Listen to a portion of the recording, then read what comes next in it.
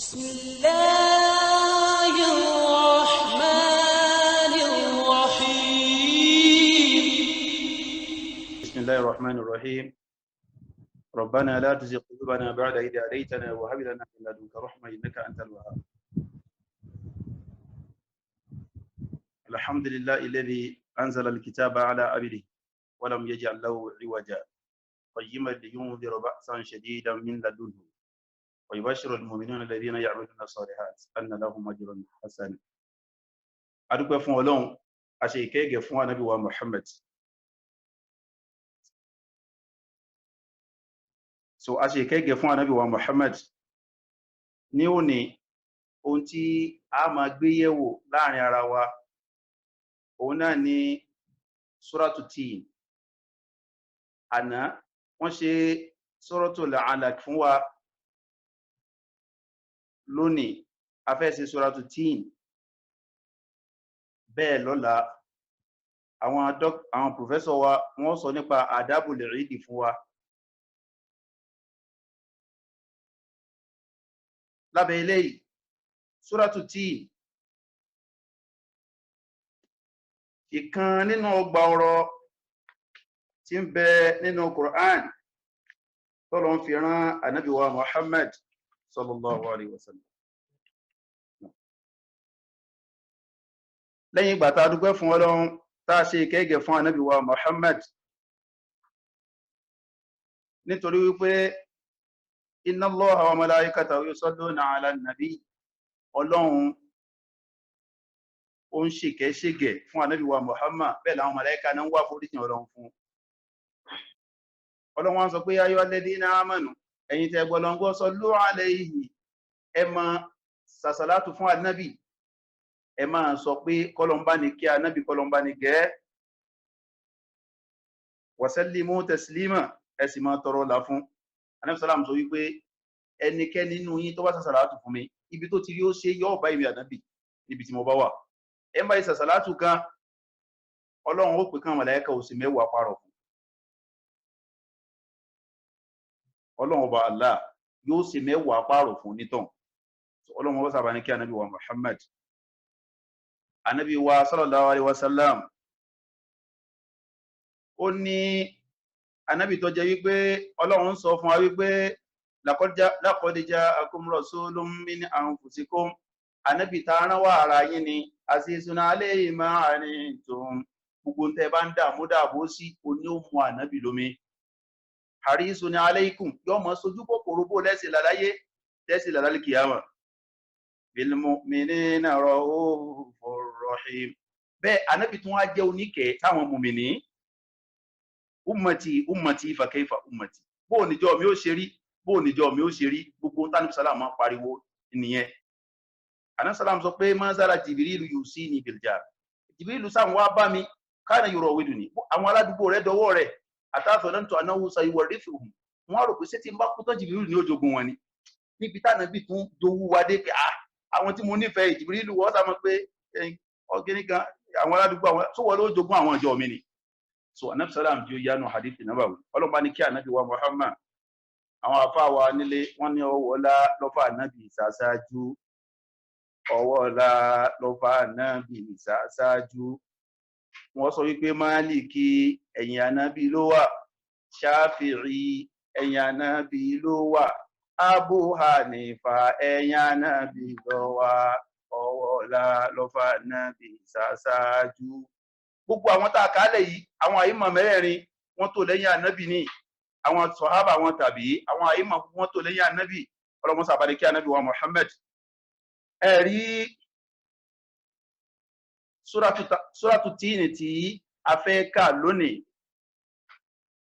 Wat-tini wa zaytun. Ànábì wa sallallahu alaihi wasallam nínú Sahih Bukhari, Ànábì ní inna hadha al-Qur'an unzila ala sab'ati ahruf. Al-Qur'an yìí ọ̀nà méje ni ẹgbà sọ̀kalẹ̀. Faqra'u ma tayassara minhu. Èyí tó wá ti rọ̀yìn lọ́rùn ni ẹ máa kà. Àwa kan ọmọ sọ pé wat-tini wa zaytun wa turi sinina wa hadha al-baladil amin. Bẹ́ẹ̀ àwọn Ìmáàmù Wárìṣì ọmọ ka wa hadha al-baladil amin, wa hadha al-baladil amin. afawa Warshi ọmọ kabe laqad khalaqna al-insana fi ahsani taqwim. Imam Warshi sọ pé laqad khalaqna al-insana fi ahsani taqwim thumma radadnahu asfala safilin illa alladhina amanu. Imam Warshi ọkà illa alladhina amanu. So ó lè ṣe madul badal, ó lè tawasọ́tọ̀ ńbẹ̀ kó sí ní arafi mẹ́rin, kó sí ní arọ́kà mẹ́rin, tàbí kó sí ní túlù, tàbí kó sí ní qasru. illa alladhina amanu wa amilu salihat falahum ajrun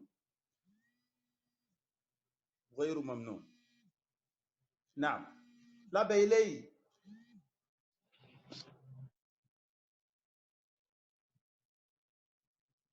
suratu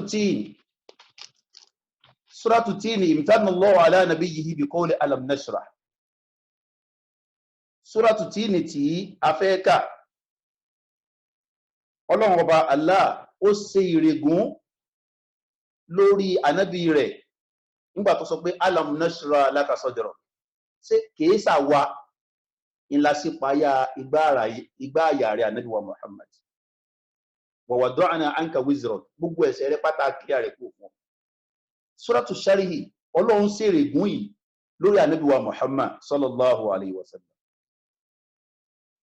A fẹ́ sọ bí Suratu Sharihi bó ṣe so mọ́ Tin àti Sura àti Alaq tí wọ́n kà fún wa lánàá. A fẹ́ sọ bó ṣe so mọ́ra wọn nínú Suratu Sharihi. Ọlọ́run ṣe ìrègùn lórí ànábì rẹ̀ pé kìí ṣàwa ní lásìpáyà igbá àyà rẹ̀, bẹ́ẹ̀ ẹ̀ṣẹ̀ rẹ̀ agbèkú fún rẹ̀ ànábì wa Muhammad. Nígbà tó dénú Suratu Tin, dakarallahu sharaha suwara min tilka ni'am. Ọlọ́run jí ó yé ànábì pé inú dẹ̀ra tèmi Ọlọ́run máa ṣe fún yàn ó ní kí n bá kílíà ọkàn rẹ̀. Wa amarahu bi an yarghaba ilayhi shukran. Nígbà tó Ọlọ́run fẹ́ parí Suratu Tin, Suratu Sharihi, Ọlọ́run ní wa ila rabbika farghab. Ọ̀dọ̀ Ọlọ́run ni ọmọ sojú kòkòrò tó bá ń fẹ́ sí. Àwọn àfáà ní nígbà tó Ọlọ́run ṣe ìrègùn tán ó wá ní sojú kòkòrò tó bá ń fẹ́ sí ta ni o, sọ́dọ̀ Ọlọ́run. Ṣùgbọ́n nígbà tó wá fẹ́ bẹ̀rẹ̀ súrà tó tẹ̀lé ìyẹn Suratu Tin, Ọlọ́run wá ní wat-tini wa zaytun wa turi sinin wa hadha al-balad al-amin. Ọlọ́run búra ni. Ọlọ́run wá ní laqad khalaqna al-insana fi ahsani taqwim. Adá ọmọnìyàn ní pa pépépéré. Àṣé ń bọ́ Ọlọ́run sí ìrègùn lé ànábì lórí tọ́lọ ní mo sípayá àgbáyà rẹ̀, tọ́lọ wá ní ọ̀dà tọ́ ọba ti fàyídá farakúta bá ń sọ́bẹ̀ wa ila rabbika farghab. Gbogbo ìgbà tọwọ́ rẹ̀ bá ti dilẹ̀ tó ṣe nǹkan kan, mọ́ padà sọ́dọ̀ Ọlọ́run ọba rẹ̀. Ọlọ́run wá ń sọ kí n torí kí ni Ọlọ́run wá ń dáhùn rẹ̀ nínú súrà tó tẹ̀lé pé òun fi wat-tin, òun fi èso tíìnì búra, wa zaytun, bẹ́ẹ̀ ni zaytun, wat-tini wa zaytun, wa turi sinin, bẹ́ẹ̀ ni òkè Turi Sínà. A ń bọ̀ wá síbi ìtumọ̀ rẹ̀. Wa hadhal baladil amin, òun sì fi ìlú ìbúra. Kí lọ́rọ̀ búra lé? Laqad khalaqna al-insana fi ahsani taqwim. Aláàdá ọmọnìyàn láti ibi kíni o, àwòrán tó pé pérépéré ní láti dá ọmọnìyàn. Adá ní ìdá tó pé. Àṣentọ́ lọ́n fi sọ pé kí ànábì kọ́ máa wa ila rabbika farghab. Àlómi Ọlọ́run ni ọmọ pè nítorí kíni laqad khalaqna al-insana fi ahsani taqwim. Èmi ni mo dá ọ tó pé. Gbogbo èèyàn kọ́ ló ń dá tó pé. Hasan ọmọ Sábìtù, Hasan ọmọ Sábìt, ó wo ànábì títí tí ó ní khuliqta mubarra'an min kulli aibi ka'annaka qad khuliqta kama tasha'u. Bọ́lá ń ṣe dárí ànábì kò tiẹ̀ síbi tí èèyàn lè bú lára rẹ̀ kéèyàn ó tiẹ̀ wo yẹn pé bó lè yẹn ṣe rí táǹdì báyìí kìí ṣànábì, kéèyàn ó wo yẹn pé èèyàn ṣe tínrín báyìí bí síbi òǹkè kìí ṣànábì wa Muhammad, kò ṣe é bú. Bọ́lá ń ṣe dá ọwọ́ ni ka'annaka qad khuliqta kama tasha'u. Ọwọ́ dàbẹ̀ ni pé ń gbọ́ Ọlọ́run fẹ́ dá ọwọ́ aṣọ fọ́lọ́run pé wọ́n Ọlọ́run bí ó ṣe dá mèrè gẹ́gẹ́ bẹ́ẹ̀ lọ́lọ́run ṣe dá rẹ̀ ànábì wa Muhammad. Torí bọ́lá ń ṣe dá wá dá yìí iná ní fi ń pa wá láti ẹbí súrà tó ṣáájú pé àníṣe wa ila rabbika farghab. Tá a bá wá ṣe bẹ́ẹ̀ tán, bọ́lá ń ṣe pa wá láṣẹ wípé ọ̀dà èmi mọ̀ dá yín láti di báyìí. Ìní Ọlọ́run ọba Allah níbo ó dénú Suratul Alaq súra tó tẹ̀lé eléyìí ba'da mamtanna Allahu ala ibadihi fi surati Tin nígbà Ọlọ́run ti ṣe tó ti ṣèyàn galé wa lórí pé àà ṣèfẹ́ mi mọ̀ dá láti fi ọ́ dá. Ọ̀nà aslu li khalqi ọlọ́pàá Allah níbi tá a wá wà yìí Ọlọ́run wá fẹ́ sọ ìpìlẹ̀ ẹ̀dá Ọlọ́run ní inú súrà tó lọ Ọlọ́run lè mi mọ̀ dá yín láti fi tó dáa Ọlọ́run wá fẹ́ sọ ń bo ni mo ti dá yín yẹn níbo ni mo ti dá mo lè mi mọ̀ dá yín láti fi tó dáa jù níbo wá ni Ọlọ́run wá ní iqra bismi rabbika alladhi khalaqal insana min 'alaq èmi mọ̀ dá yín láti fi kíni o al-'alaq láti bí ẹ̀jẹ̀ kíkì so ìdí ẹ̀ ló fi jẹ́ pé Ọlọ́run tó súrà mẹ́tẹ̀ẹ̀ta ni ó tò lérí ara wọn súrà alákọ̀ọ́kọ́ Ọlọ́run ní ìrẹ́ ànábì èmi gbogbo ìgbà tọ́wọ́ rẹ bá ti dilẹ̀ báyìí sáàmù padà mọ́ rántí èmi Ọlọ́run kí ni ó jọ ọmọ rántí èmi mọ̀ dá ọ láti fi tọ́ da nígbà mo tún wá dá ọ tán ìbéèrè ni pé níbo ló wá dá tọ́lọ́run ti dá Ọlọ́run ní min 'alaq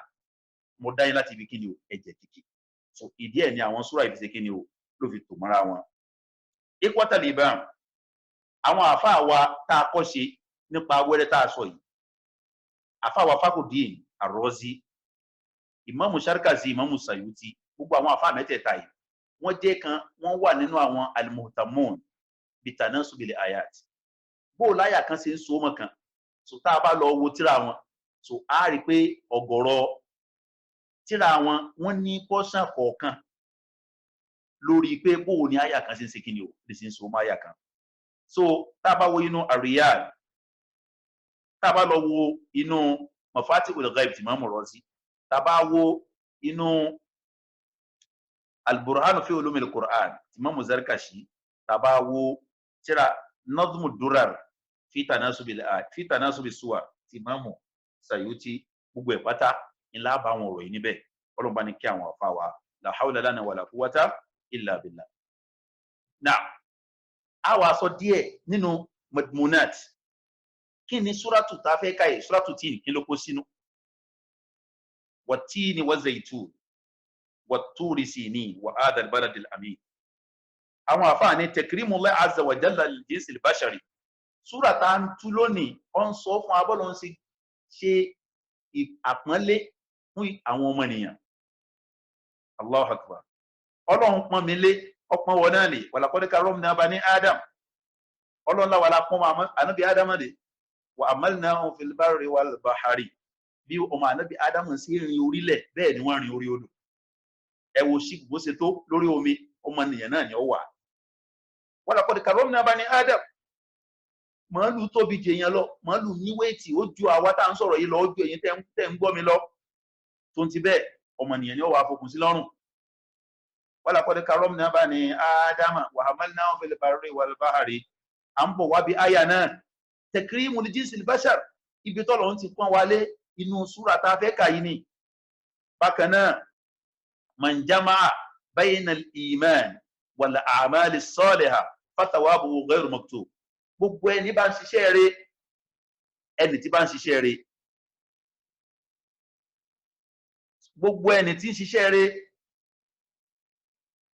ó nígbàgbọ́ ó wá fi iṣẹ́ rẹ̀ tẹ̀lé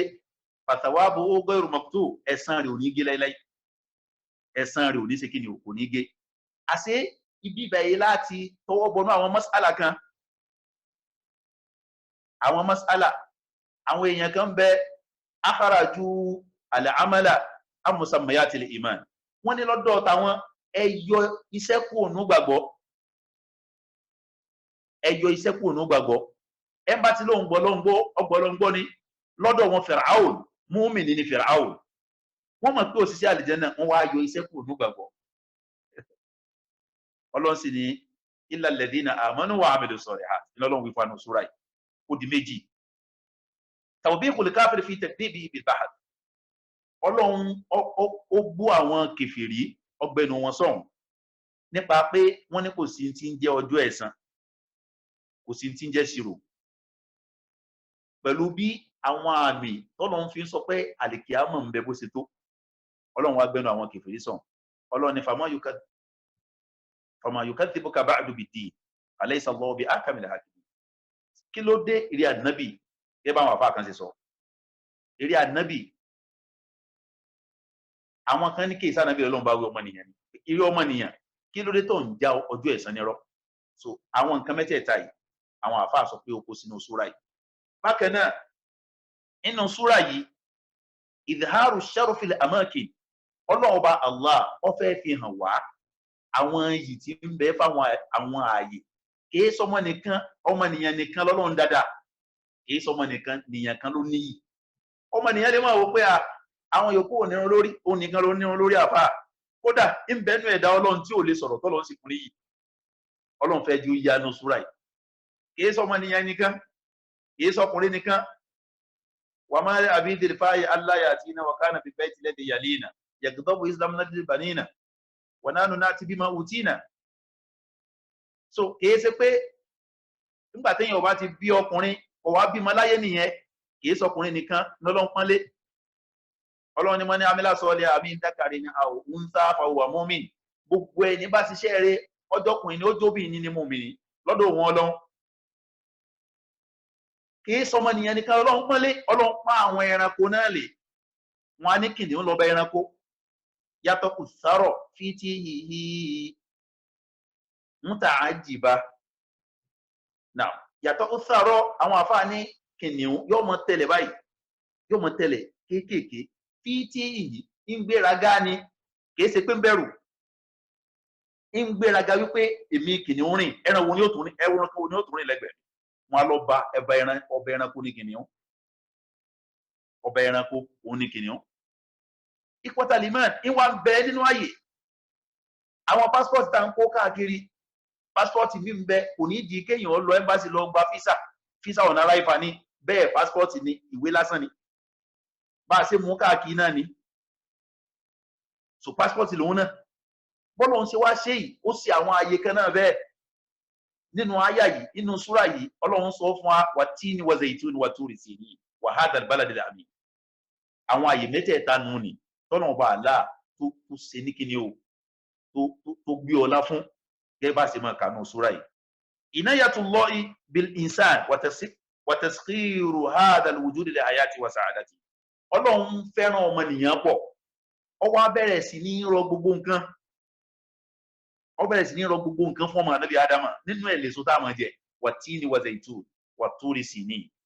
wat-tini wa zaytun wa turi sinin. Ọlọ́run dákọ̀ àwọn tí ó máa fún wa ní okun àwọn tá a bá jẹ ìmí á jẹ á derive energy ìmí á derive vitamins ìmí á jẹ tán fat àwọn ènìyàn ó fún wa. Ọlọ́run rọ gbogbo àwọn nǹkan yìí fún wa. Àwọn tí àwọn àfáà sọ wípé súra ìkó sínú nìyẹn. Ní ìsìn Suratu Tin makiyyatun àfáà ní Mákà ló ti sọ kalẹ̀. Imam Qurtubi ó ní fi qawli li akthari ọ̀gọ̀rọ̀ àwọn mufassirun wọ́n sọ pé Imam Tabari Ibn Kathir Ibn Jarir Tabari Ibn Kathir àfáà wa Imam Razi Imam Alusi Imamu àfáà tó ṣe Kashaf Abul Qasim al-Mu'tazili Sahibul Kashaf ọ̀gọ̀rọ̀ mufassirun wọ́n fi lọ síbi pé makiyya Mákà ni wat-tini wa zaytun ti sọ̀kalẹ̀. A sì rí pé ń bẹ nínú àwọn tó ń sọ fún wa pé ní Mákà ni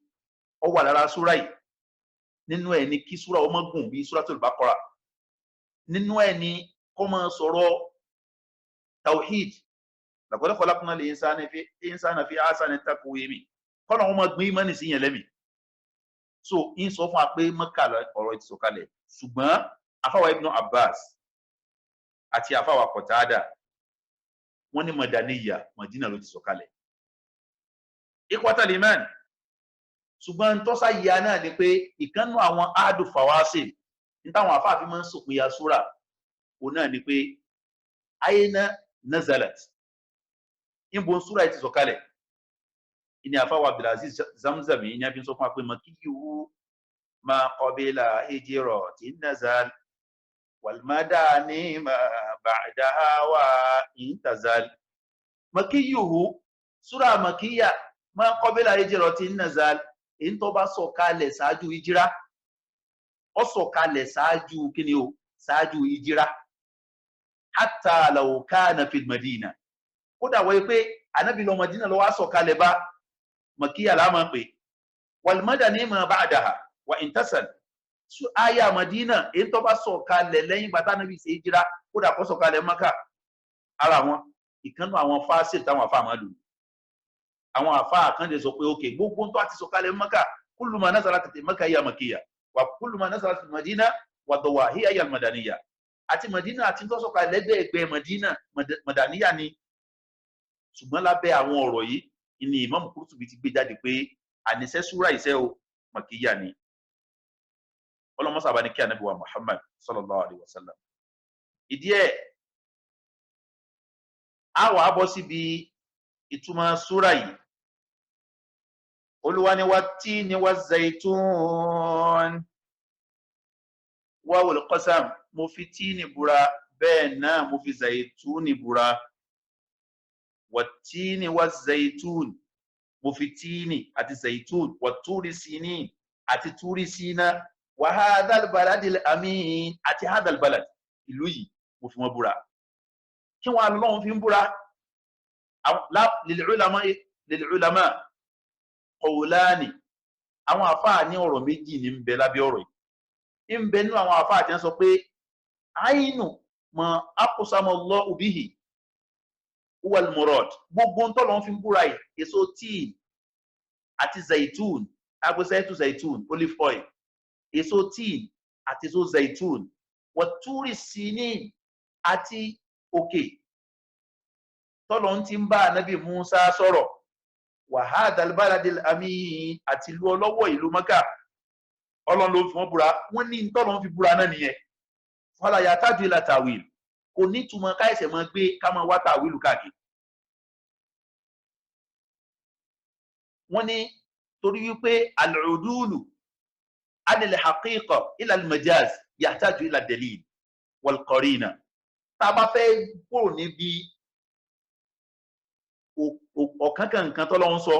tá bá fẹ́ lọ síbi majaz pé no ìtumọ̀ mi wà lábẹ́ rẹ̀ tá yálò ó gbọ́dọ̀ mú qarina dání ó gbọ́dọ̀ ní tí ó bá rìn tá bá ti fẹ́ gbé àyà Kùránì kúrò lójúlé tá sọ pé metaphorical expression ni ó ní tó gbà lérò kìnìún tí yóò wà lórí fíìdì yẹn kìí ṣe kìnìún gidi agbábọ́ọ̀lù la gbà lérò so a jẹ́ pé wọ́n wà lórí fíìdì a wà sọ pé mashallah this is the lion on the field torí a rí lórí fíìdì a mọ̀ pé kìí ṣe lion gidi ló ń sọ so bẹ́ẹ̀ náà ni tá bá fẹ́ sọ pé àwọn èso yìí kọ́ lọ́hún fi ń búra a gbọ́dọ̀ rí kọ̀rí náà so ó ní àwọn àfáà yẹn sọ àfáà wa Ibn Abbas wọ́n bi léèrè pé kí ni tíì kí ni zaitun ó ní tíìnukum ladhi ta'kulun tíìnù yín tẹ̀ ń jẹun òun náà lọ́wọ́ sọ wa zaitunukum ladhi ta'siruna minhu zayt èso olive oil ibi tẹ́ ti ń fún olive oil yín zaitun tẹ́ ti ń fún olive oil yẹn náà lọ́wọ́ wà láǹtọ̀ ní tí àfáà Ibn Abbas wí ṣùgbọ́n àwọn àfáwà Ka'b al-Ahbar wa Imam Qatada àwọn náà sọ gbólóhùn míì àwọn lọ wípé àwọn ààyè lọ́lọ́run ń sọ kìí ṣe àwọn kíni o àwọn èso yẹn so ìní àfi sọ pé tíìnù masjidun Damashq wa tíìn mọ́sálásí kan tí ń bẹ ní Damashq kọ́ ni wa zaitun masjidun Baitul Maqdasi ní Bethlehem mọ́sálásí ń bẹ oni zaitun wa turi sinin òkè tọ́lọ́run tí wá bá ní Musa sọ̀rọ̀ wa hadhal baladil amin àti lui wọ́n ní lọ́lọ́run sọ kí wá kí lè rí yín wọ́n ní ẹ̀rí ni pé tá a bá sọ pé èso lọ́lọ́run sọ kò ní nítumọ̀ bá hadhal baladil amin ìlú tọ́lọ́run wá fi ń búra ńkọ́ Ọlọ́run ní wa turi sina òkè hadhal balad ìlú bó ní ó ṣe papọ̀ méso tí ni wọ́n zaitun a jẹ́ pé kò papọ̀ mọ́ra wọn so tí ó bá ti papọ̀ a jẹ́ pé wà tí ní ìtọ́lọ́run sọ ni pé wà amkinatu aw mawadi'u tí ibi tí èso tí ní tí ń yọ wà zaitun mo fi ààyè tí èso zaitun ní tí yọ búra wà turi sinin mo wá fi òkè tí mo ti ń bá ní Musa sọ̀rọ̀ búra wa hadhal baladil amin bẹ́ẹ̀ ìlú Mọ́kà yìí náà mo fi búra wọ́n ní bá ṣe tù nìyẹn wọ́n ní bá ṣe tù nù. Atin èso tíì Imam Maliki ó ní atinu min ashba ithimari ali dunya bi thimari aljanna tá bá fẹ́ fi èso kan Imam Maliki tá bá fẹ́ fi èso kan wé èso tí ń bẹ ní aljanna tíìnù la bá sọ pé èso aljanna ni torí pé gbogbo tí ń bẹ lára ìròyìn àwọn èso aljanna ní ń bẹ lára tí nǹkan kan ò sọnù lára ata tamuru tá bá jẹ tamuru àwọn ètò bo tamuru kò sí wàhálà ṣùgbọ́n nínú ẹ̀kọ́rò mẹ́mbẹ̀ tí ò sí jẹ ṣùgbọ́n èso tíì látòkè rẹ̀ délẹ̀ fa inna mithlu mu'min bí mùmìnì ni kò sí tó sọnù lára mùmìnì àpọ́nlé tá nígbà tá wà láyé bẹ́ẹ̀ bá kú tá àpọ́nlé náà lórí so àìsè gìrìgì lórí sáré mùsùlùmí torí ọ̀wọ̀ tí ń bẹ fún li'anna hurmatahu fil hayyi wa hurmatahu fil mayyit ọ̀wọ̀ tí ń bẹ fún bọ̀ wà láyé òun náà lọ̀wọ̀ tí ń bẹ fún bàtò tán ikhwatal iman afawa Sa'id ibn Sirin oni huwa mashhurun jiddan fi tafsir al-a'lam inú tafsiru tí man sọ pa pé kéyìn ó ro àlá Ibn Sirin ni àwọn afa man reverse Ibn Sirin ó ní ẹnìkan wá bá wọn wa qassa wa arada alayhi al-hulm ó wá ní àlá tó ńláre ó ńlá la wí pé ana akaltu 30 tinan mo jẹ èso tíì mo jẹ 30 afa Ibn Sirin wá ní sawfa tujladu 30 jilda wọ́n náà lẹ́gbà 30 ó jésù ẹni wá wò pé kí ni bá mo ti ń bẹ́ ń bí mo jésù 30 àtẹgbà 30 ọba lọ bó ṣe délé rẹ̀ ọba gun orí ilé rẹ̀ lọ bíbọ̀ tí ń bọ̀ wálẹ̀ látorí ilé rẹ̀ bó ṣe kọlù kan nú àwọn èèyàn ńlá ní Madina nù ìyẹn ní Madina bó ṣe wá kọlù wọn ìyẹn wá ó rí náà èmi náà ló ṣe báyìí sí ọyẹ wọ́ bọ́ọ̀lẹ̀ wọ́n bá wọ́ bọ́ọ̀lẹ̀ wọ́n lù ní ẹgbà 30 ó pé ó wá wò pé ọ̀rọ̀ tí kù sí ni máa sọ mọ́ rí bẹ́ẹ̀ ó wá pẹ́ sígbà náà ó bá tún lálàá ọba tún lọ bá Ibn Sirin pé àníṣẹ́ ó tún lálàá kó tún jẹ èso 30 Ibn Sirin wò títí báyìí ó ní sórí ojú ẹgba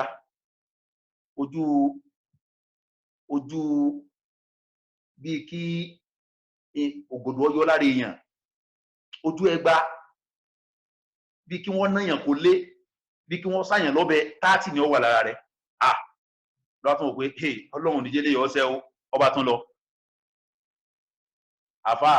tí Ibn Sirin wí ọ̀sẹ̀ mọ́lá ó wá pẹ́ sígbà náà ó wá alálàápùn tún jẹ èso 30 bẹ́yìn ó kù owó tó lọ́dọ̀ Ibn Sirin ọba tún lọ́dọ̀ Ibn Sirin Ibn Sirin ni fa innaka satu'ta 20 dinar wọ́n fún ọ ní wa innaka satu'ta 20 dinar wọ́n fún ọ ní $30 30 dinar so òótọ́ ló ń sọ fún ọ wọ́n fún ọ 30 dinar so ó délé ńjọ́ náà kò tí sùn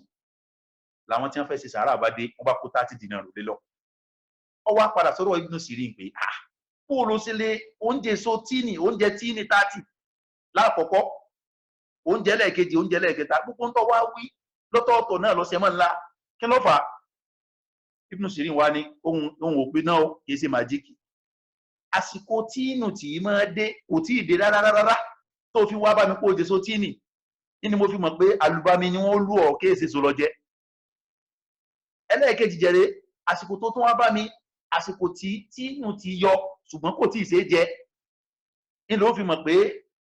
gbogbo àwọn ẹfún ààrẹ nǹkan ìyà ni wọ́n fi lù ọ́ ní ló fi ṣẹlẹ̀ sí ọ kó ló ṣe wá mọ̀ pé wọ́n fún un lówó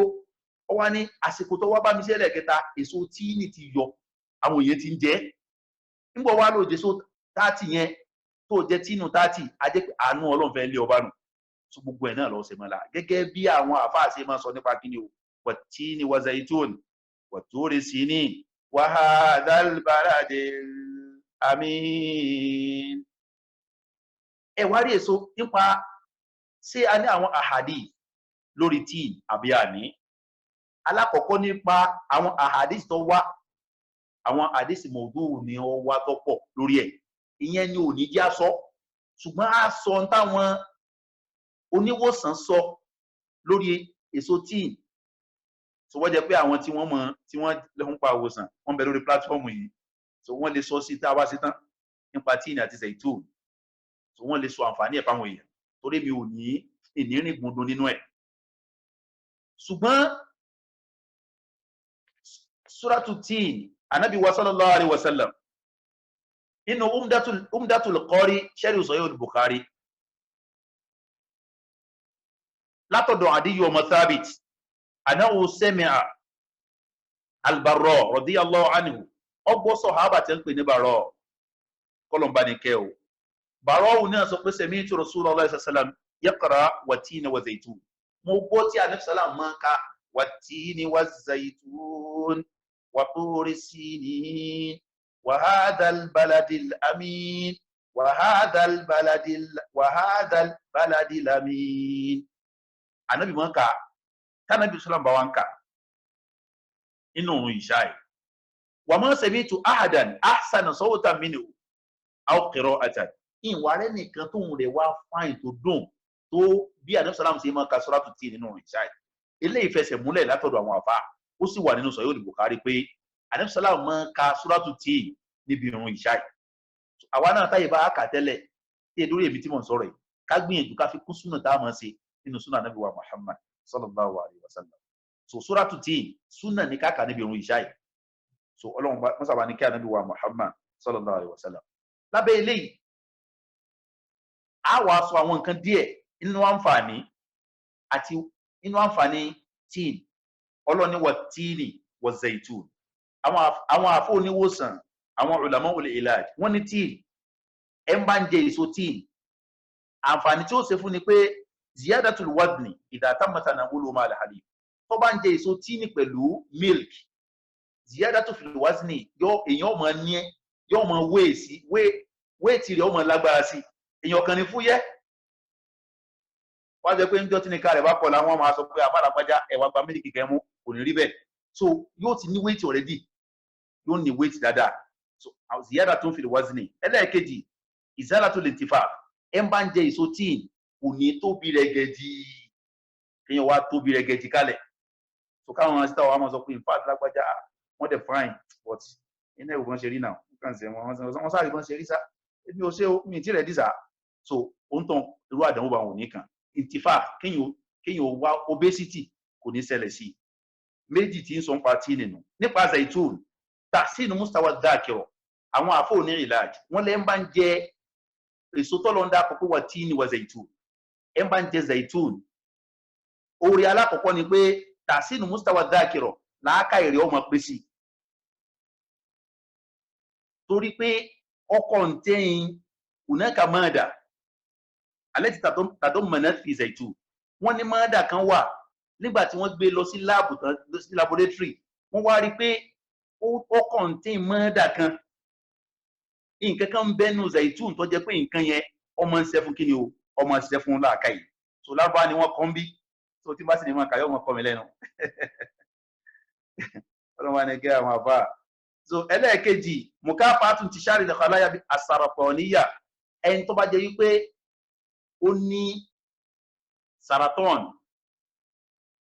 so ó ní saraton la cancer so gbogbo bí tó wá spread dé téèyàn bá jẹ zaitun kí ni yóò máa reduce díẹ̀díẹ̀ wàlá síyámá saratonu thadi káwá péyàn wá ní breast cancer so zaitun wúlò fún kìíní àwọn àfọ̀ní ìlàjì wájú yá wípé jíjẹ zaitun tíínù tọ́lọ̀ ń sọ oore ni zaitun oore ni ṣùgbọ́n tá a bá papọ̀ bọ́lọ̀ ń ṣe sọ pé wat-tini wa zaitun téèyàn bá ilé papọ̀ àǹfààní ẹ̀ wá pọ̀ ju ká máa dájẹ lọ wọ́n ní àǹfààní ẹ̀ ṣe kí ni o ọ̀pọ̀ ju ká máa dájẹ lọ tá a bá wá ẹ bá wá jẹ zaitun àtínú àti zaitun papọ̀ aláwọ̀kọ́ ni pé ìtọ́ olùjísìmì tọ́kọ̀ àtọ́kọ̀ yóò mọ̀ lágbára èyí ó mọ̀ lókun nú ọ̀tọ̀ ni kéèyàn fúyẹ́ kéèyàn rò pé ẹ̀wọ́ sí á fúyẹ́ tó no ó fúyẹ́ ni àfà 100 ẹni tó sanra ò lè fẹ̀yìn ẹ̀ kanlẹ̀ so ara àǹfààní ká máa jẹ tíìnù àti kíni o zaitunu nìyẹn. ẹlẹ́ẹ̀kejì tàfídù nísbàtì cholesterol ara wa yóò máa dínkù ẹ̀ ń bá jẹ tíìnù wa zaitunu cholesterol ara rẹ̀ yóò máa ṣe kíni o yóò máa dínkù. ẹlẹ́ẹ̀kẹta taqwiyatul qalbi yóò máa support heart ọmọnìyàn àyà heart wa ọkàn wa ó máa ń support ẹ̀ yóò máa fún lágbára sí i. so ohun tí àwọn àfò ní ìlàjù sọ nílé kí n tó wá dá lébi eléyìí wọ́n ń pe kinní kan ní bawasir hemorrhoid. bawasiru yìí ó ní kinní kan tí máa ń wú níbi ìdí ó máa ń ṣẹlẹ̀ sọ́kùnrin àwọn old men ó máa ń ṣẹlẹ̀ sí wọn bákan náà ó máa ń ṣẹlẹ̀ sí post àwọn bó la sì lè sọ àwọn overaged women tó yẹ pé obìnrin tó àti pé ó ti wọ menopause ó tún ti wá dàgbà nǹkan yẹn máa ń ṣẹlẹ̀ sí wọn so wọ́n ń pè ní bawasir. ẹni tí bá mọ ẹ ń bá wa máa jẹ tíì àti zaitun ọlọ́run máa ń là ń bí àwọn number 1. ẹlẹ́ẹ̀kejì òun náà ni wípé wọ́n ń pe kíní kan ní anakris ni gout. kí ni gout? ibi orí àtàǹpàkò ẹsẹ̀ báyìí yóò rẹ́ẹ̀dì yóò wá wú orí àtàǹpàkò ẹsẹ̀ yóò rẹ́ẹ̀dì yóò wá wú. wọ́n ní ẹ̀ tí wọ́n bá ṣẹlẹ̀ sí tó bá ń jẹ tíìnì àti zaitun ọlọ́run máa lò ní sábàbí àwọn nǹkan tí tá a sọ nípa ìlàjù tí ń bẹ níbi wọ̀tíìnì wa zaitun. so tó bá jẹ pé torí àǹfààní yìí lọ́lọ́run fi mú wá pé wọ̀tíìnì wa zaitun mo fi èso tíìnì búra àti zaitun sẹ́mọ̀ pé kò tí ì burú jù ní ìbámu sáwọn àfáà àkọ́kọ́ tí wọ́n sọ pé ohun tọ́lọ́run fi búra náà lọ́rùn gbàdérò. tá a bá sì ní wọ̀tíìnì wa zaitun ilẹ̀ mọ́sálásí tí ń bẹ ní Damascus gẹ́gẹ́ bí wọ́n ti tún pé tíìn tàbí zaitun àbíwẹ̀ tí ń bẹ ní Sham ni wọ́n gbà lérò wàtíìnì wa zaitun wàtúrì sí ní àti òkè tọ́lọ̀ tí bá nẹ́bù Mùsá sọ̀rọ̀ fàájẹ́ wípé ààyè la gbà lérò gẹ́gẹ́ bí àwọn àfáà ẹlẹ́ẹ̀kejì àjẹ́ wípé a wà sọ pé àfáà Ibn Abbas ó ní wàhádà albaladil amin ìlú yìí nígbà tá a sọ pé ààyè la gbà lérò a jẹ́ pé hadha albaladil amin ìlú Mẹ́kà lọ́lọ́run sọ a jẹ́ kó bá àwọn yòókù náà mu bí ẹni pọ́lọ́run sọ fún wa pé hadha albaladil amin ìlú Mẹ́kà ni mò ń wí o wàtúrì sí ní òkè tí mo ti bá nàbí Mùsá sọ̀rọ̀ so ó ní mò ń sọ o wàtíìnì wa zaitun òkè tí ń bẹ ní Damascus ní Sham Abdul Wahyi ní gbogbo àwọn mẹ́tẹ̀ẹ̀ta tọ́lọ́ ń tò lórí àwọn ibi tí Kùránì ti sọ̀kalẹ̀ ó ní gbogbo wọn. bákan náà àwọn ànábì tọ́lọ́ ń dá akọ ń bẹ ànábì Isa ànábì Musa àtàdé Muhammad sallam ulul azmi mina rusul àwọn ulul azmi ara mẹ́ta ni wọ́n nínú àwọn 5 lọ́lọ́run dá akọ níbẹ̀rẹ̀ sura táwa tí wàtíìnì wa zaitun wa turi sin wa hadha albalad amin bí ẹni pé à ń ka oko àwọn ulul azmi bí ẹni pé à ń ka ìlú tí wọ́n ṣe kíni o tí wọ́n ti bẹ̀rẹ̀ ni so bí ẹni pé à ń ka èso tọ́lọ̀ fẹ́ kọ́ mọ́ sí aláǹfààní òun ni gẹ́gẹ́ bí àwọn afá ṣe kíni o bí wọ́n ṣe sọ fún ara. wa hadha albaladil amin ìlú fọkànbalẹ̀ baladul amin ìlú fọkànbalẹ̀ tí í ṣe Mẹ́kà ọlọ́run ló ń fi búra. àwọn àfáà sọ wípé ọlọ́run ọba Allah ó ní alam yaro anna ja'alna haraman amina ìlú fọkànbalẹ̀ ọ ẹ̀rí pé mi mo ṣe haramu ní amin ọlọ́run sọ fún wa pé wa man dakhalahu kana amina inna awwala bayti wudi'a lin-nas alladhi bakkata mubarakan fi ayatin bayyinatin maqama Ibrahim ọlọ́run sọ̀rọ̀ yìí Mẹ́kà lọ ọlọ́run wa ni wa man dakhalahu kana amina ẹ̀ ń bá wọ̀ ọ́ dẹ̀ ní fọkànbalẹ̀ so ìlú Mẹ́kà ọlọ́run sọ pé kí ni wàá dàlbàlà dìlà mi náà. àwa bọ́ sí àti wá rí ìtọ́lọ́wọ́n ọba aláàfin búra ó ti mú wá òkọ́ sámú wa ó dẹ̀ ti mú àwọn ààyè kọ̀ọ̀kan tí àwọn èso ńlá ń wù ààyè kọ̀ọ̀kan tó ti rán àwọn ànábì rẹ̀ níṣẹ́ ó ti mú wá kí wọ́n lọ́lọ́run búra lé al-muqsamu alayhi ìtọ́lọ́run búra lé ni pé laqad khalaqna al-insana fi ahsani taqwim adá ọmọnìyàn fi ahsani taqwim láwòrán tó pé jẹ̀mọ́ apé afẹ́ jù ọlọ́run ṣàánú wa ọmọnìyàn ìran èèyàn ó yẹ ká mọ̀ dúpẹ́ fọlọ́run ṣùgbọ́n Ọlọ́run ní innal insana li rabbihi lakanud ó yẹ ká mọ̀ dúpẹ́ fọlọ́run ó sì ṣe wá ní ọ̀gá lórí gbogbo tọ́lọ́run dá afáwa Ibn Abbas ó ní laqad khalaqna al-insana fi ahsani taqwim ay fi a'dalil khaliqi kí wọ́n dáyàn kó dáa kíyàn kàn tá dáa kíyàn kàn dáa naturally ọmọnìyàn lọ́lọ́run sí fún ọmọnìyàn lọ́lọ́run sí fún sẹ́yìn pẹ́lú mi ń bẹ́ tó pé kò dá rárá o àfà camouflage lásán yóò wá lọ lẹ oríṣiríṣi mójú àfà àwọn yóò wà tó wọ́n sọ pé mashallah àtíkè ẹlòmí ìdí ọ̀tọ́ lẹ̀ ni yóò lẹ nǹkan mọ́dì lórí ìdí tiẹ̀ náà bá wú àwọn yóò wà tó wọ́n pé mashallah in fact lágbára ti wá jẹ́ sára irọ́ ni àbá ọlọ́run fún wa ní ọ̀dá wa tán tún fún wa lọ́nà tá a fi mọ túnra ṣe ó fún wa lọ́nà tá a fi mọ túnra ṣe afáwa Abil Aliya ó ní gbólóhùn tọ́lọ́run sọ pé ahsanu taqwim ay ahsana surahu ay suratahu ahsana suwarahu picture tọ́lọ́run gbé fọ́mọnìyàn ọ̀dà àpọ̀jù ẹ̀rí ojú méjìlá ní ojú wa kéré ṣùgbọ́n tí ọmọ wò nílọ àbá bí kò pa òṣìṣẹ́ tó nílùú Ìbàdàn ojú ni ó kà èèyàn lọ KLCC àbá bó ṣe ga tó ojú láti máa kà pé floor 1 floor 2 floor 3 àbá ojú ló sì kéré bó ṣe mẹ́yìn àfà wa Ikiruma ó ní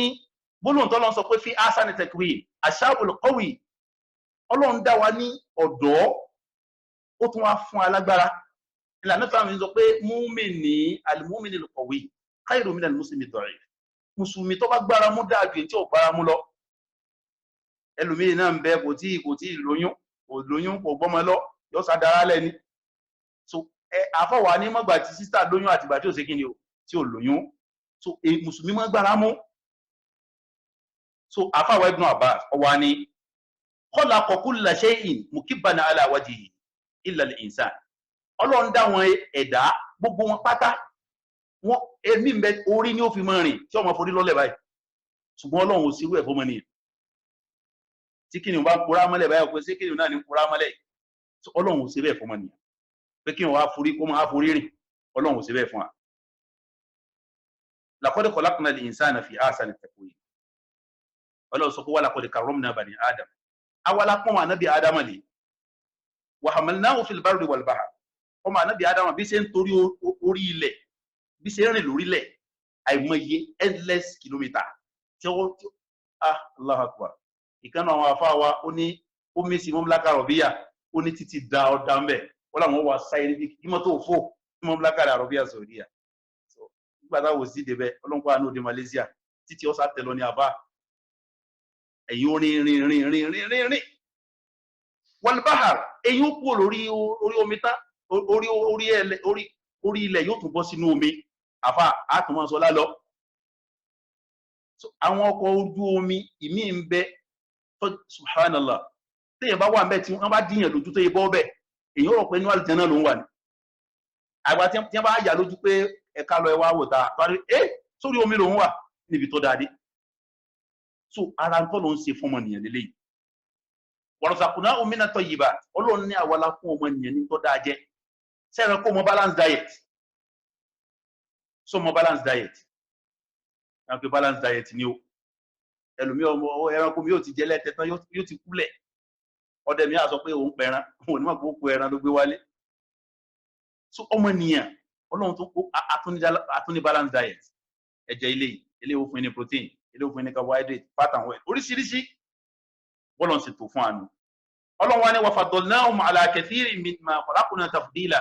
nínú gbogbo táwọn Ọlọ́run wa dá ọmọnìyàn láfi ṣe kíni o ìlàgbọ́lá fún lábẹ́ àyà yìí Umar kọlọ̀bá ní kẹ Umar ẹ rí pé àwọn àfáà ní yurafu qimatu shay'in bididdi tá bá fẹ́ mọ bí nǹkan ṣe lágbára tó ìdákejì ẹ̀ ní ẹjẹ́ àwò ọ̀dà anabi salam sọ pé hadisi Umar hadisi yìí wà nínú Tirmizi ó sì wà nínú sílísílà sọ̀híhà àfàwà Al-Albani anabi ní man ra'a minkum mubtala ẹni tó bá rẹ̀ ń tàdánwò ọlọ́run kan àwọn tó lọ́wọ́ dá pé bíi tiwa faqala wa ni alhamdulillahi alladhi afani mimma ibtalaka bi wa faddalani ala kathirin mimma khalaqa tafdila wa faddalani ala kathirin mimma khalaqa tafdila anabi lẹ́yìn tó bá ó rẹ̀ ń tàdánwò kan lọ́wọ́ ní alhamdulillahi alladhi afani mimma ibtalaka bi mo mọ̀ dúpẹ́ fọ́lọ́run tó fẹ́ mi ní àlàáfíà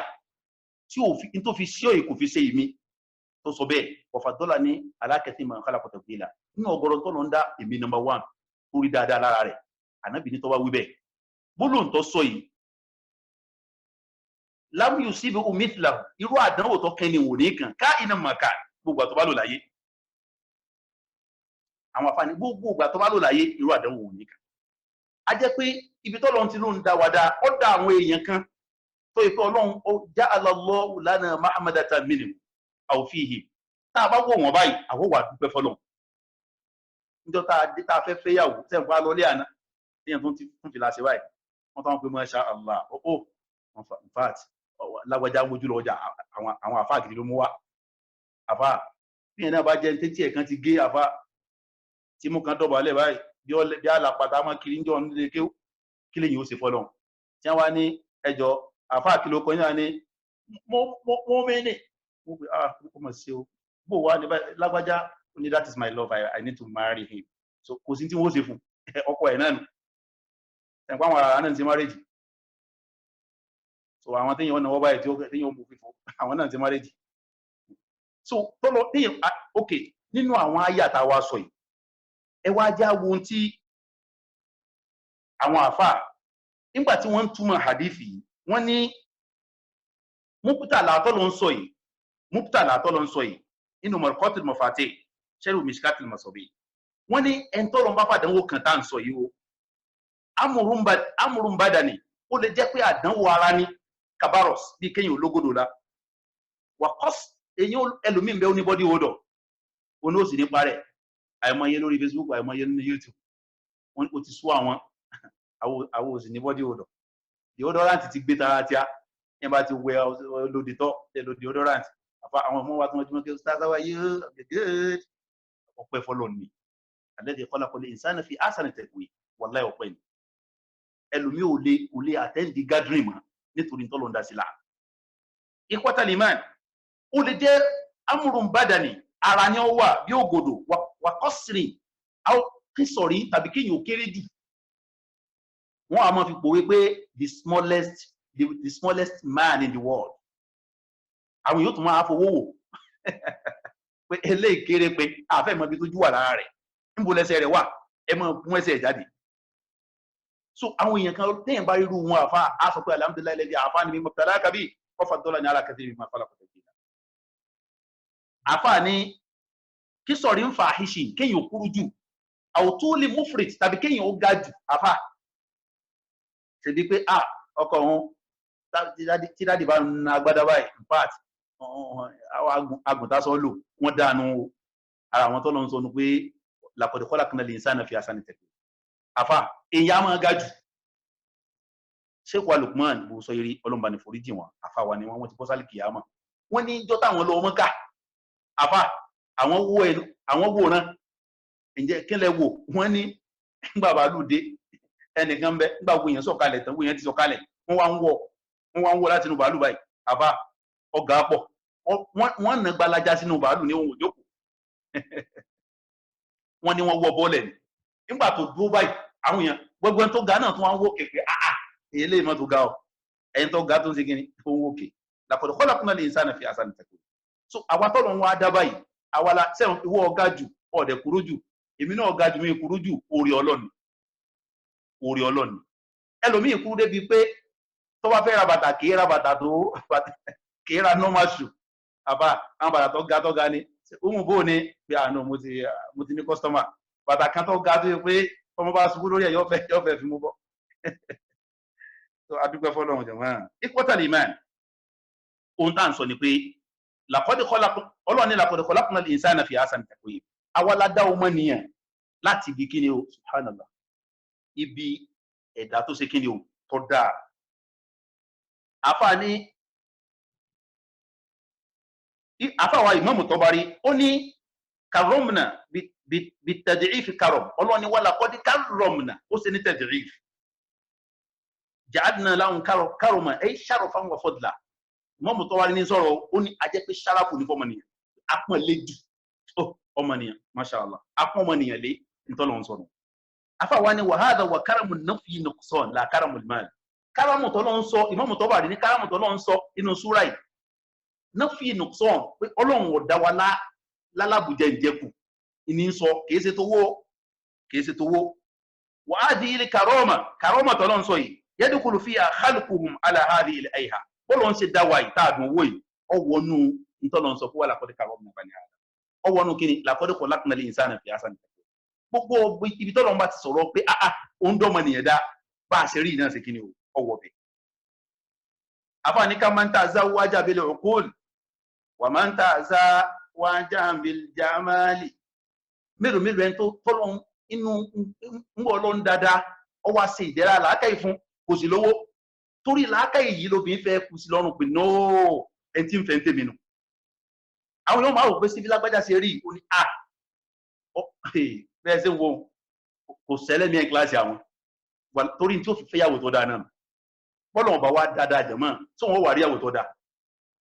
wa man tazawwaja bil jamal ẹ sì wo yẹn tó yí pé torí ipò dáa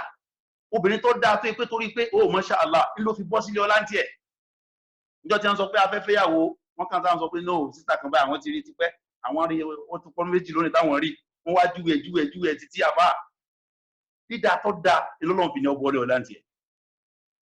wa man tazawwaja bil madad ń sì ń bẹ inú àwọn èèyàn tó jẹ́ wípé ọlá lọ́lọ́run ṣe fún wọn lówó ló jẹ́ wọn rí ìyàwó rí àtọkọ rí ní. wa man tazawwaja bil widad ń bẹ inú àwọn èèyàn tó yí pé ìfẹ́ lásán ni wọ́n rí tí wọ́n ní ìfẹ́ ni ara tó lọ ń dá sọmọ nìyẹn láti rí pé mo fọ́sà fẹ́ràn lágbájá ní bọ́ọ̀lù ń ṣe dáì iná ló ń tàn fi yàwó tàbí ló fi rọ́kọ. walaw minha wa khilqun fiha ń bẹ nínú ohun tó lọ ń dá sí ala àwọ̀ ẹlòmíì àfà èbò yájú ni wa khilqun fiha bọ́ọ̀lù ń ṣe dẹ́lòmíì náà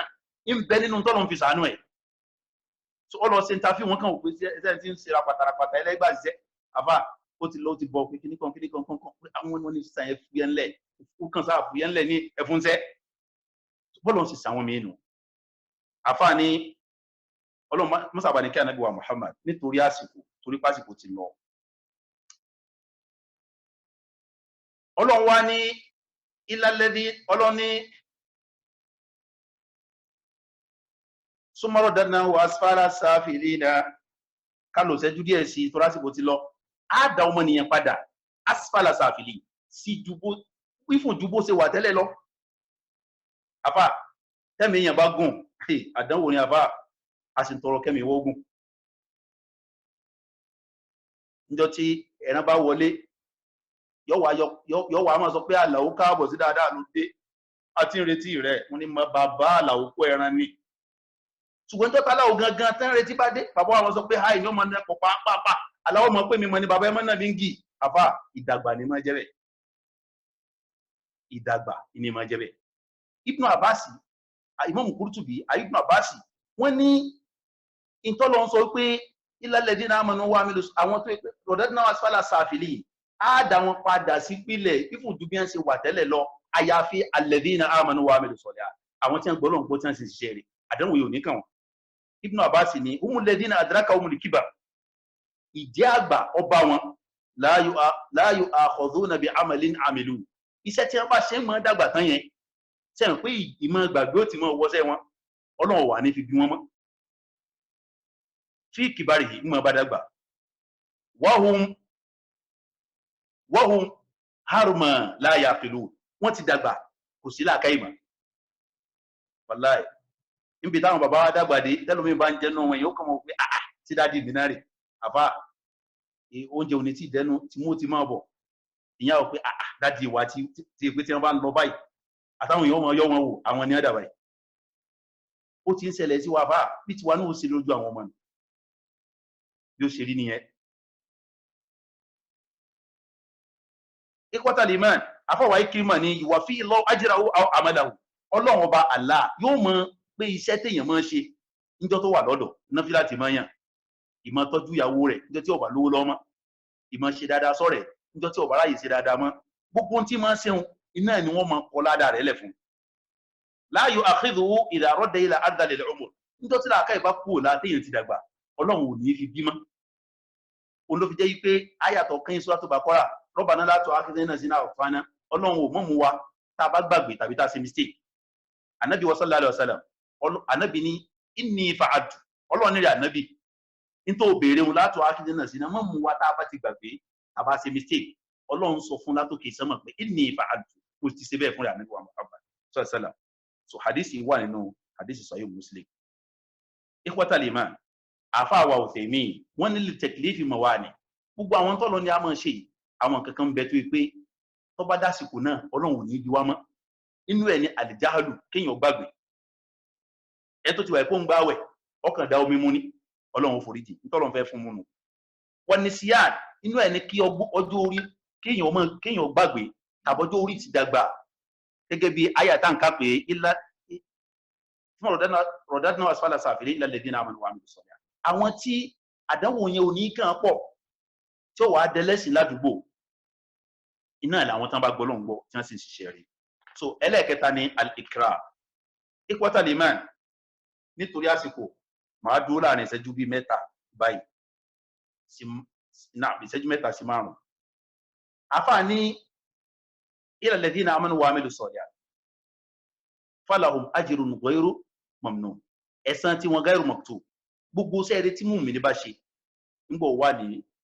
torí kú apáríkù ẹ̀ṣẹ̀ tí ó bá lè ṣe mọ́ wọ́n máa kọ́ ládàá rẹ̀ lẹ̀ fún.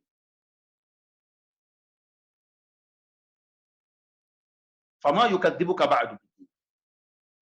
ilé ọmọ nìyàn kí ló mú ọmọ ìjà ọjọ́ àlèkè àmà nìrọ̀ alaysa Allahu bihakamil hakimin tí ìwà sọ lọ́n lọ́ba tó ṣe kí ni o tó mẹjọ́ dájú ni. So àwọn bàbá wa tí wọ́n bá káyà ìtàn wọ́n sọ pé bálé wa nahnu ala dhalika min ash-shahidin bẹ́ẹ̀ ni bálé jawabu nafi tí nafi bá wà nínú kéwù bálé lánsá rẹ̀ alaysa Allah sí kí ìwà sọ lọ́n negation ni bálé bẹ́ẹ̀ ni.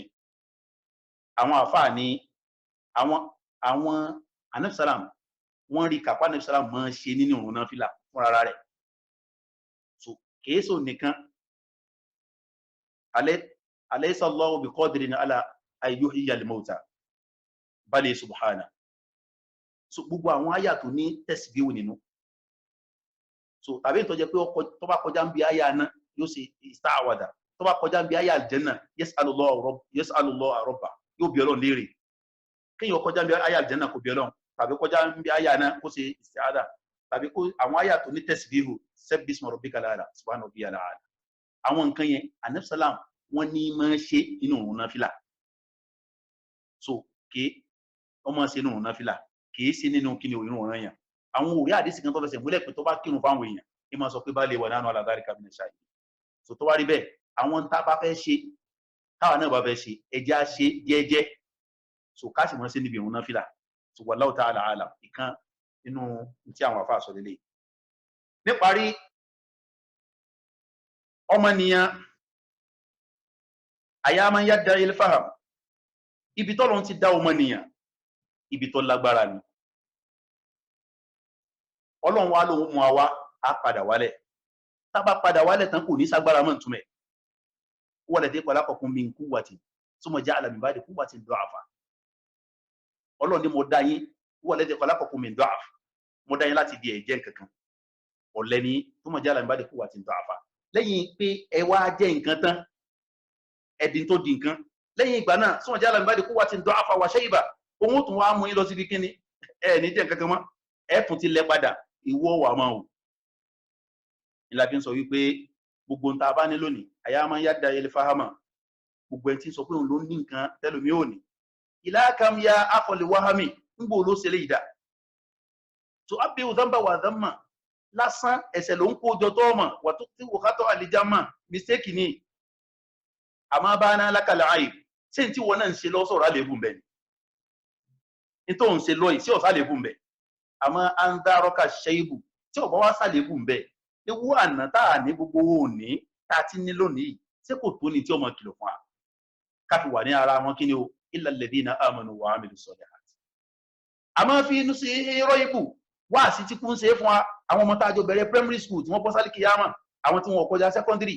àwọn tá a jọ dé Malaysia tí kú Malaysia là sí wọn sí ó sì ṣe ju èmi àti ẹ èyí náà tó ní n tá fi kùlẹ́rú ẹrú sí Ọlọ́run kúnú rọ̀bà nìyí al-yawmu Muhammad ọjọ́ òní ọjọ́ ọ̀sẹ́ ni wala jaza kì í sẹ́sàn báyìí wa ghadan yawmu hisab wala amal lálẹ́ kìámà ẹ̀san ló kù kò sí sẹ́mọ́ jọ náà àfáàní amánà dàbí kalmọ̀ ṣí ikú òpèèyàn lẹ́gbẹ̀ẹ́ rẹ̀ rí àmọ́ asma'aka sawt ìwọ òkúrò tí ó sọ pé lágbájá ti lọ ama taksha min al-fawt ìwọ náà bẹ̀rù jọ tí gbogbo kódà bí wọ́n sọ pé prof lèyìn àbá wọ́n ẹ̀wù prof wọ́n yọ lára èèyàn jọ wọ́n yọ kalẹ̀ báyìí wọ́n sọ pé ẹgbókù mo fi àsìkò ibi Ọlọ́run fún Dr. Muwafaq Jami'a Madina Ọlọ́run bá ní foríjì wọn àti gbogbo okùn mùsùlùmí èyí ò mọ rántí àwọn èèyàn tí wọ́n ní dáadáa nù gbèsè ayé yẹn so bàbá tí ń sọ pé ẹ fáwọn ọmọ yìí níṣẹ́ ó dàbí bí wọ́n máa tẹ nǹkan láṣẹ sá fún wa ẹjá wọn náà kẹ́kọ̀ọ́ wọ́n wá kẹ́kọ̀ọ́ láti lù wọn ni so bàbá àwọn òsì láyé wọn lónìí Ọlọ́run bá ní foríjì wọn àfáàní àmọ́ taksha fatahtabta wa tahtamma ọkàn sáà ń ṣe bálá káàkiri ẹ̀gíní kan ẹ̀yìn ti wà ní Malaysia náà ẹlòmí yóò fi afọ́tò yóò tún fọ́tò sọ́ọ̀pù rẹ̀ tí wọ́n bá wá rí lójú ayé pé ṣé wọ́n náà sì rè ṣé wọ́n sì rè tó dájọ́ ọmọ Amẹ́ríkà lọ yìí ṣé pé ó dájú báyìí lọ àfáàní wàhátá níparí wàhátá máa tàjá fíkà wà ibùtọ́ àǹtàlá fíkà tí bá àǹjàmà àti fíkà oyóbá sàmúlùwà ìdọ́mà wàhátá máa ó dìgbàwó tàjá fíkà nígbò ló jìnà sí àwọn tá à ń sọ yìí wà ibùtọ́ àǹtàlá fíkà tí bá àdámọ́ wà kan ti wà lọ́rọ̀ rẹ̀ jámà àti fíkà ọ̀dọ̀ rẹ̀ lọ́wà oyóbá sàmúlùwà ìdọ́mà gbogbo àléébù ìpátá ọwá kójọ sọ́dọ̀ rẹ̀ ka ní bí ka tẹ̀lé hàtù ilá aláhàdé wa tàǹgàtù ilá àyẹ̀nà kára lẹ́rùdù wà sọ́ọ̀lá làbùmú kọ̀dọ̀rọ̀ mọ̀ àfáàní mo wá ń rí ọbí ẹni pé tàǹgàtù ó ń fìrì ilá aláhàdé ó ti kó ọlọmọ 30 years ó ti di 40 years ó ń fìrì lọ sàárè ni ó ń fìrì lọ sàárè ni ilá aláhàdé wa tàǹgàtù ilá àyẹ̀nà kára lẹ́rùdù so egun àwọn kòkòrò òdù wọ́n wá jẹ egun rẹ̀kẹ́ fún wọ́n yóò sílẹ̀ áfún kọ̀dẹ̀rọ̀ mọ̀ egun rẹ̀ wà dín tó ṣe kí ni tí ó wà mọ̀ ní sàárè kó tó dọjọ́ alìkìyàmà ẹjẹ́ apapòdà káwà ní ilal ladina amanu wa amilu salihat abẹ́ Ọlọ́run ọba Allah ọba ọ̀kan ṣoṣo ó pàṣẹ àwẹ̀ àgbà Ọlọ́run ṣàánú wa sí àwọn ọmọ àlìjánnà o ó pàṣẹ kámọ yóò zàká ayọ́bá sí lágbára mọ́ Ọlọ́run sí àwọn ọmọ àlìjánnà o Ọlọ́run ọba bíọ́ gbogbo ń tà ń ṣe pátá yìí eré lásán ìbẹ̀rẹ̀ ni ó jẹ́ nínú tí àwọn ọmọ tọ́lọ́run fún gbogbo wa o inú wa ń dùn lónìí torí pa àjọ mọ fáwọn èèyàn kan ní Ọlọ́run ọba Allah àwọn ọmọ tiwa náà jẹ́ wọ́n tọ́mọ́ ń ṣe jù wa o Ọlọ́run jẹ́ wọ́n tọ́mọ́ ń ṣe jù wa akọ́mọ wa lu èbò akọ́mọ wa alágbájá wọ́n sì á ní bàbá tí ó tọ́jú 100 ọmọ wa ní dídátọ́ tó ń bá dàgbà tán Ọlọ́run sì bẹ́ẹ̀ fún wa àwọn òbí wa Ọlọ́run jẹ́ wọ́n jèrè wa jù báyìí lọ wọ́n jẹ́ wọ́n mọ sàárè wa o Ọlọ́run ní kí Ànábì wa Muhammad la hawla lana wala quwwata illa billah subhana rabbika rabbil izzati amma yasifun wa salamun ala al mursalin الحمد لله رب العالمين بسم الله الرحمن الرحيم